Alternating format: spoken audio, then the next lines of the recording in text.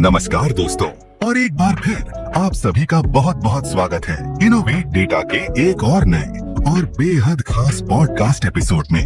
मैं हूं आपका होस्ट आलोक और मैं हूं आपकी होस्टेस प्रिया। और आज हम एक ऐसे विषय पर चर्चा करने वाले हैं जो डिजिटल दुनिया में लाखों लोगों के जीवन और कमाई को सीधे तौर पर प्रभावित करता है। जी हाँ प्रिया, आपने बिल्कुल सही कहा। आज हम बात करेंगे सोशल मीडिया के बादशाह फेसबुक की। फेसबुक आजकल सिर्फ दोस्तों और परिवार से जुड़ने का माध्यम नहीं रह गया है, बल्कि यह लाखों लोगों के लिए आय का एक प्रमुख स्रोत बन गया है। बिल्कुल, कंटेंट क्रिएशन का क्रेज दिन ब दिन बढ़ रहा है और इसमें फेसबुक एक पसंदीदा प्लेटफॉर्म के तौर पर उभरा है। लेकिन जैसा कि हम हमेशा कहते हैं, किसी भी प्लेटफॉर्म पर सफलता पाने और उसे बनाए रखने के लिए उसके नियमों का पालन करना बहुत जरूरी है। और फेसबुक के मामले में इसका मतलब है मेटा, जो फेसबुक की पेरेंट कंपनी है, के दिशा निर्देशों का सख्ती से पालन करना। जी हाँ, ये दिशा निर्देश ही तय करते हैं कि आपका कंटेंट मोनेटाइजेशन के योग्य है या नहीं। अगर आप नियमों का पालन नहीं करते तो मेटा कभी भी आपकी मेहनत पर पानी फेर सकता है और आपकी मोनेटाइजेशन बंद कर सकता है। इसलिए मेटा के अपडेटेड गाइडलाइंस पर हमेशा नजर रखना बेहद जरूरी है। पिछले कुछ समय से खासकर जो लोग फेसबुक से कमाई कर रहे हैं, उनके बीच मेटा के नए दिशा निर्देशों को लेकर काफी चर्चा हो रही है। मेटा ने साफ कर दिया है कि अब फेसबुक पेज पुराने नियमों के हिसाब से नहीं चल पाएंगे। कुछ नए और सख्त नियम लागू किए गए हैं। और ये नियम खासकर स्पैम और ऐसे कंटेंट को रोकने पर केंद्रित हैं जो प्लेटफॉर्म के एल्गोरिदम को गुमराह करने की कोशिश करते हैं। यही है आज हमारे पॉडकास्ट का मुख्य मुद्दा है। हम इस समस्या की जड़ तक जाएंगे और समझेंगे कि मेटा ऐसा क्यों कर रहा है और इसका कंटेंट क्रिएटर्स पर क्या असर पड़ेगा। तो समस्या ये है दोस्तों कि फेसबुक पर कमाई के तरीके तो कई हैं, इन स्ट्रीम विज्ञापन, स्टार्स, ब्रांडेड कंटेंट वगैरह। लेकिन एक बड़ी संख्या में क्रिएटर्स या कहीं कुछ लोग ऐसे तरीकों का इस्तेमाल कर रहे थे जो एथिकल नहीं थे। बिल्कुल, ऐसे तरीके जिनमें कंटेंट की क्वालिटी से ज्यादा ट्रिक्स पर ध्यान दिया जाता था, जैसे कि बहुत ज्यादा और अप्रासंगिक हैशटैग का इस्तेमाल करना।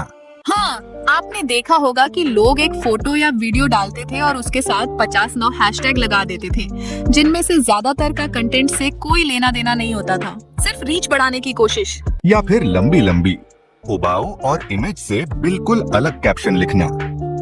मकसद वही, किसी भी तरह एल्गोरिदम को चकमा देकर ज्यादा लोगों तक पहुंचना, चाहे कंटेंट कितना भी खराब या अप्रासंगिक क्यों न हो।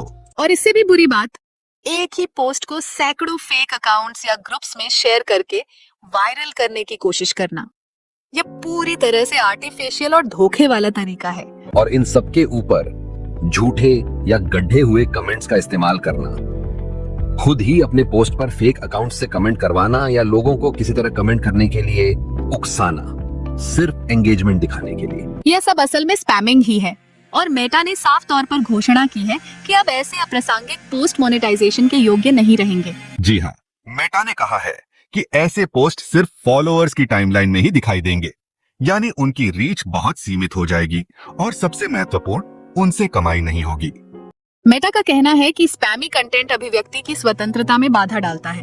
ये उन क्रिएटर्स के लिए भी अनफेयर है जो ईमानदारी से अच्छा कंटेंट बनाते हैं, इसलिए इसके खिलाफ कार्रवाई जरूरी है। अब विस्तार से समझते हैं कि मेटा किन खास तरह के पोस्ट्स को निशाना बना रहा है। ये वो चीजें हैं जिनसे आपको हर हाल में बचना है अगर आप फेसबुक पर अपनी मोनेटाइजेशन बनाए रखना चाहते हैं। सबसे पहले और सबसे प्रमुख, अत्यधिक और अप्रासंगिक hashtags, excessive and irrelevant hashtags. जैसा कि हमने पहले बताया, 50-100 हैशटैग्स ठूंस देना जो आपके कंटेंट से बिल्कुल मेल नहीं खाते। फेसबुक अब इसे आसानी से पकड़ लेगा और ऐसे पोस्ट को डाउनग्रेड करेगा। दूसरा है लंबी कैप्शन जो इमेज या वीडियो से बिल्कुल अनरिलेटेड हो। Long captions unrelated to the image. आपकी पोस्ट में जो है कैप्शन उसी के बारे में होनी चाहिए। बेवजह की लंबी कहानी या अनरिलेटेड जानकारी सिर्फ स्पेस भरने के लिए नहीं होनी चाहिए। तीसरा है फेक अकाउंट्स के जरिए एक ही पोस्ट को बार बार शेयर करके वायरल करने की कोशिश। Attempts to go viral by sharing the same post across hundreds of fake accounts. यह एक तरह का आर्टिफिशियल बूस्ट है जो मेटा की नजरों में आ गया है। जेन्युइन शेयरिंग अच्छी है, लेकिन सिस्टम को चीट करने की कोशिश भारी पड़ सकती है। तीसरा है फेक अकाउंट्स के जरिए एक ही पोस्ट को बार बार शेयर करके वायरल करने की कोशिश। Attempts to go viral by sharing the same post across hundreds of fake accounts। यह एक तरह का आर्टिफिशियल बूस्ट है जो मेटा की नजरों में आ गया है। जेन्युइन शेयरिंग अच्छी है, लेकिन सिस्टम को चीट करने की कोशिश भारी पड़ सकती है। और चौथा है गढ़े हुए या झूठे कमेंट्स, फैब्रिकेटेड और फॉल्स कमेंट्स। खुद के पोस्ट पर फेक एंगेजमेंट दिखाना या लोगों को धोखे से कमेंट करने के लिए मजबूर करना। मेटा अब इन पैटर्न्स को पहचान रहा है। ये वो 4 मुख्य बिंदु हैं जिन पर मेटा खासतौर पर ध्यान केंद्रित कर रहा है। अगर आप इनमें से किसी भी प्रैक्टिस में शामिल हैं, तो सावधान हो जाइए, क्योंकि मेटा ने साफ कर दिया है कि जो लोग इन नियमों का उल्लंघन करते हुए कंटेंट बनाते और पोस्ट करते रहेंगे, उनसे मोनेटाइजेशन के अधिकार छीन लिए जाएंगे, यानी उनकी कमाई बंद हो जाएगी। और सबसे गंभीर मामलों में सिर्फ मोनेटाइजेशन ही नहीं, बल्कि ऐसे पोस्ट को डिलीट भी किया जा सकता है। और अगर उल्लंघन बार बार होता है या बहुत गंभीर होता है, तो पूरा का पूरा फेसबुक पेज या अकाउंट भी डिलीट किया जा सकता है। यह कोई छोटी बात नहीं है। यह उन लोगों के लिए एक बहुत बड़ा झटका हो सकता है जिनकी आजीविका फेसबुक पर निर्भर करती है। मेटा इस मामले में अब जीरो टॉलरेंस की नीति अपना रहा है। लेकिन यह सिर्फ सख्त नियम लागू करने तक सीमित नहीं है। मेटा ने इस समस्या से निपटने के लिए कुछ नए फीचर्स और मॉडरेशन टूल्स भी पेश किए हैं। जी हाँ, ये एक अच्छी खबर है। मेटा एक फीचर पर काम कर रहा है जहां यूजर्स सीधे तौर पर किसी भी कमेंट को रिपोर्ट कर सकते हैं, अगर उन्हें लगता है कि वह अनावश्यक या स्पैमी है। यह यूजर्स को प्लेटफॉर्म को साफ रखने में मदद करने का अधिकार देता है। अगर आपको कोई कमेंट सिर्फ स्पैम लगता है, जैसे मुझे फॉलो करो या कोई अप्रासंगिक लिंक, तो आप उसे रिपोर्ट कर सकते हैं। और पेज ओनर्स के लिए भी नए मॉडरेशन टूल्स लाए गए हैं। ये टूल्स ऑटोमेटिकली ऐसे कमेंट्स को छुपा सकते हैं जो फेक अकाउंट से किए गए हों या जिनमें किसी और के नाम का इस्तेमाल किया गया हो। यह पेज एडमिन को मैनुअली हर कमेंट को रिव्यू करने के बोझ से राहत देगा। ये नए कदम दिखाते हैं कि मेटा सिर्फ नियम बनाकर बैठ नहीं गया है, बल्कि वह सक्रिय रूप से ऐसे टूल्स भी दे रहा है जो स्पैम और अनएथिकल प्रैक्टिसेस को रोकने में मदद करें। तो दोस्तों, इस पूरी चर्चा का मुख्य बिंदु क्या है? मुख्य बिंदु यह है कि फेसबुक पर कंटेंट क्रिएशन का लैंडस्केप बदल रहा है। मेटा अब आर्टिफिशियल तरीकों से व्यूज और कमाई बढ़ाने की अनैतिक रणनीतियों को रोकने के लिए दृढ़ है। मेटा का लक्ष्य स्पष्ट है। वह चाहता है कि प्लेटफॉर्म पर प्रामाणिक, ऑथेंटिक और उच्च गुणवत्ता वाला कंटेंट ज्यादा दिखाई दे। ये नए नियम उसी दिशा में एक बड़ा कदम है। जो क्रिएटर्स पहले से ही क्वालिटी कंटेंट पर फोकस कर रहे थे, उनके लिए यह अच्छी खबर है। उनके कंटेंट को अब ज्यादा बेहतर मौका मिलेगा स्पैम के शोरगुल में खो जाने के बजाय ऊपर आने का। लेकिन जो लोग शॉर्टकट ले रहे थे, उनके लिए यह वेकअप कॉल है। अब सिर्फ ट्रिक्स से काम नहीं चलेगा। आपको अपने कंटेंट की क्वालिटी पर अपनी ऑडियंस के साथ वास्तविक जुड़ाव पर ध्यान देना होगा। यह बदलाव फेसबुक को क्रिएटर्स और यूजर्स दोनों के लिए एक बेहतर जगह बनाने के लिए है। जब प्लेटफॉर्म पर कम स्पैम होगा, तो यूजर्स का अनुभव बेहतर होगा। वे प्लेटफॉर्म पर ज्यादा समय बिताएंगे और इससे अंततः जेन्युइन क्रिएटर्स को ही फायदा होगा। यह मेटा की तरफ से एक मजबूत संदेश है।